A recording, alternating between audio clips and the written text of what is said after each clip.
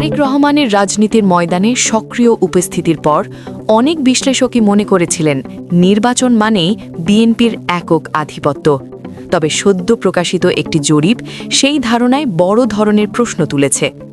জরিপের ফল বলছে ভোটের মাঠে এখন আর একক দাপট নেই, বিএনপির ঘাড়ের কাছাকাছি চলে এসেছে Jamaate Islami. International Institute of law and diplomacy বা IILDর প্রকাশিত জরিপ অনুযায়ী বর্তমানে বিএনপির প্রতি সমর্থন রয়েছে প্রায় 34.7% ভোটারের।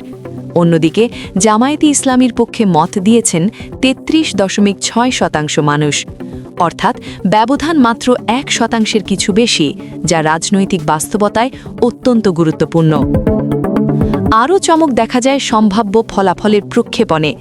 সিদ্ধান্তহীন ভোটারদের আচরণ বিশ্লেষণ করে জরিপটি বলছে নির্বাচনের দিনে বিএনপির ভোট বেড়ে প্রায় 43% পৌঁছাতে পারে।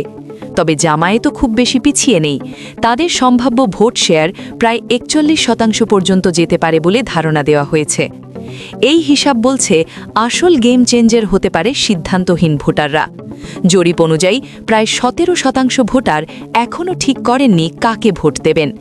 এদের একটি বড় অংশ কোনো দলকেই পুরোপুরি বিশ্বাস করেন না। ডেমোগ্রাফিক বিশ্লেষণে দেখা যাচ্ছে 18 থেকে 29 বছর বয়সী তরুণ ভোটারদের মধ্যে জামায়াতের জনপ্রিয়তা তুলনামূলক বেশি। উচ্চশিক্ষিত ভোটারদের মধ্যেও দলটি ভালো অবস্থানে রয়েছে। বিশ্লেষকদের মতে সামাজিক যোগাযোগ মাধ্যমের সক্রিয়তা ও দুর্নীতি বিরোধী ভাবমূর্তি জামায়াতের এই উত্থানের অন্যতম কারণ। অন্যদিকে জুলাই গণ অভ্যুত্থানের পর গঠিত জাতীয় নাগরিক পার্টি বা NCPও জরিপে প্রায় 7% সমর্থন পেয়েছে। সংখ্যাটি ছোট হলেও হাড্ডাহাড্ডি লড়াইয়ে এটি গুরুত্বপূর্ণ প্রভাব ফেলতে পারে। সব মিলিয়ে জরিপটি ইঙ্গিত দিচ্ছে এই নির্বাচন একতরফা নয়। শেষ মুহূর্তে সিদ্ধান্তহীন ভোটাররা যেদিকে ঝুঁকবেন, ক্ষমতার পাল্লা সেদিকেই ভারী হতে পারে। আগামী 12 ফেব্রুয়ারির ভোটের দিনই জানা যাবে অভিজ্ঞতা নাকি তারুণ্য কার পক্ষে রায় দেয় ব্যালট বাক্স।